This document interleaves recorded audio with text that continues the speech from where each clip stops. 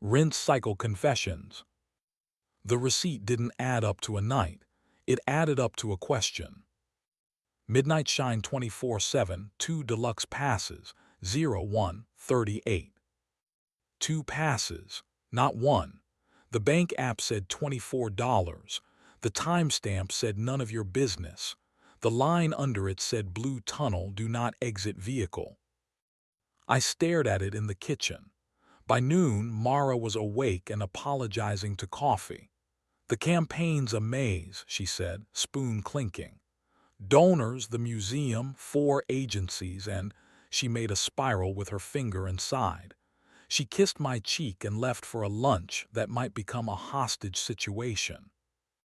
At 1 p.m., I drove to Midnight Shine. It sits under the highway like an idea that didn't get permission. The tunnel is a long blue ribs of a whale thing, lit by strips that promise to be soothing and succeed only if you're not a person. A sign at the entrance. No walk-ups. No photos past the foam. No responsibility for prior damage or existential questions. Yesterday someone bought 2 at 138, I said, sliding the receipt through the slot. I'm just confirming. She looked at the paper like a notary with empathy. We get couples, she said. We get dealers who double up. We get teenagers who think foam is privacy. She angled her head. Want to ride it and see if answers fall out at the rinse. Can I buy exactly one and intend to? I asked. You can buy one and learn something, she said, pressing a button that made the tunnel glow like a mood ring. Pull forward when the lights tell you to pretend they're a person. I rolled onto the track. Blue deepened, water fell, brushes worked. I thought about 2 passes. When the dryer did its holy roar and the lights flicked from blue to green, I rolled out into day like a document. Alma handed back my receipt with a small smile. It's weirdly calming, she said. People come here to think because the only decision is neutral. She nodded toward the waiting lot. If you need to park and feel feelings, do it over there. If you need the vacuum, number 3 still sucks with conviction. I parked, I sat. The vacuum that sucks with conviction hummed nearby like a roomful of therapy. I was about to type a text that said something unhelpful like, "We need to talk about soap," when Mara's number flashed on my screen. Message: Are you home at 6?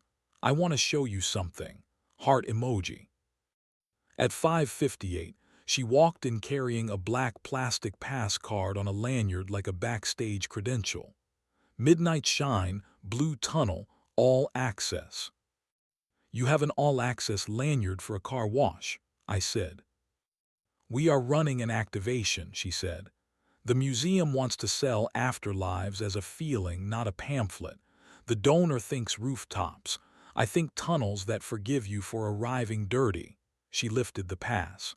We're testing a pop-up inside the wash. Projection, audio, the works. Think art installation meets rinse cycle. I looked at the receipt on the counter.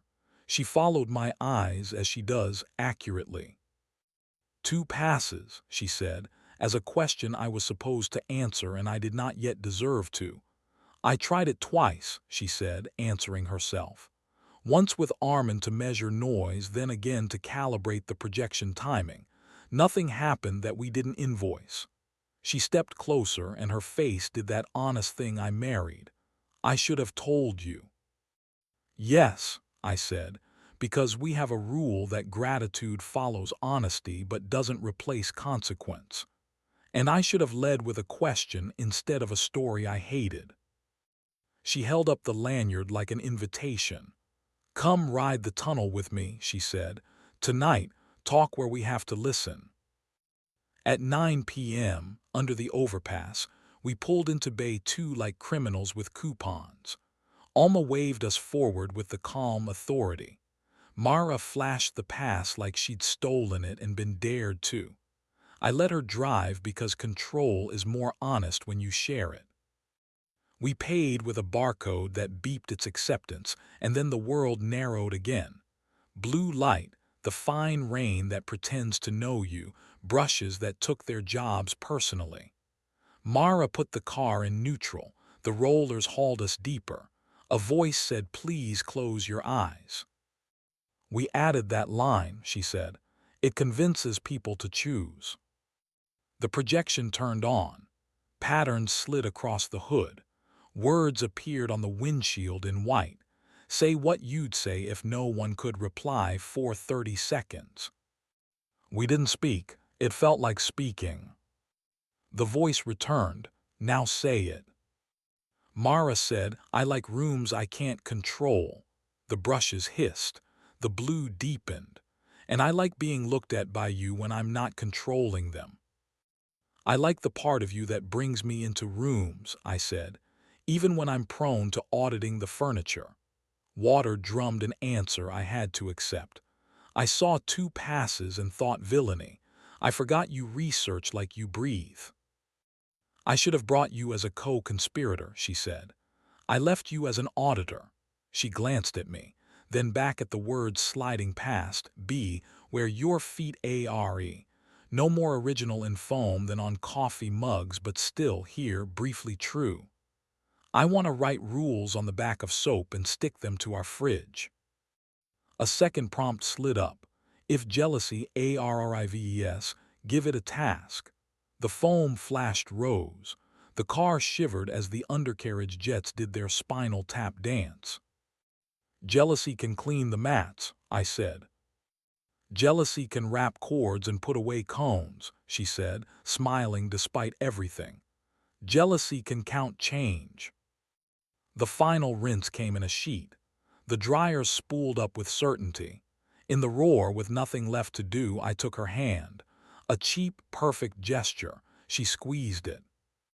We rolled out and parked in a far corner where a light pole did its steady job, and a moth did its doomed one. Mara leaned back in the seat and closed her eyes the way people do when they want to remember their own outline.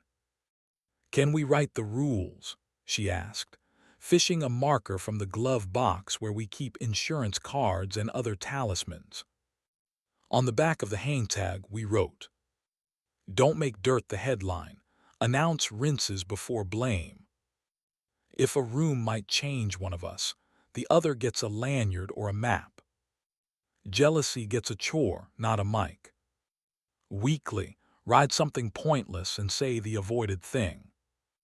Proof of life, a picture of nothing. We sat with it. The vacuum hummed. A car in Bay 1 emerged looking like a promise. When she left, Mara turned the key without starting the radio. She didn't turn it on. "I'm resigning from the rooftop," she said. "Let someone else sell weather. I want rooms without auditions." "You don't have to resign because of a tunnel," I said. "I'm resigning because of who I like in the tunnel," she said. "She's tired of negotiating with air." I nodded and let the car be our bench.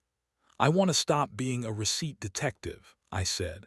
"I want to be," I gestured toward the tunnel, where a minivan with cartoon family stickers on the back window was disappearing into foam. "The person who rides along." "You can be both," she said.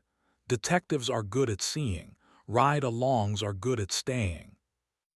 We drove home with the windows cracked because the air had opinions and we liked them. In the kitchen, we taped the hang tag to the fridge with painter's tape, next to the ferry coaster and the airport postcard and the motel receipt, our little constitution. I printed a label at the shop the next day and stuck it above the row of magnets. "Rinse cycle CONFSSIONS, ADD as NEEDED." That night, around 11, when the apartment had stopped trying to be a set and returned to being a room, Mara took my hand in the hallway for no reason. We kissed like people who could explain their day without ruin. YouTube would forgive it. So would the blue tunnel, which I now think of as expensive therapy. In the morning, she sent me a photo from a meeting room, just a blank whiteboard, a marker cap, a plant pretending to be alive. The caption, "Nothing to report, proof of life." I sent back a picture of the fridge with our hang tag and wrote, "Proof of home." We still ride the tunnel sometimes, not as penance, as practice. We say a sentence it would be impolite to try at a dinner table. We let jealousy wind up the hose and wrap the side of the vacuum to see if it's alive. We emerge into the buzz of the dryers that call themselves gospel, and we nod as if agreeing to something larger than our day. The receipt on our sugar shelf has a new line in Mara's neat print. When the scenery changes at midnight, narrate it kindly. Under it, I added in worse handwriting, ask if we need one pass or two, and ride.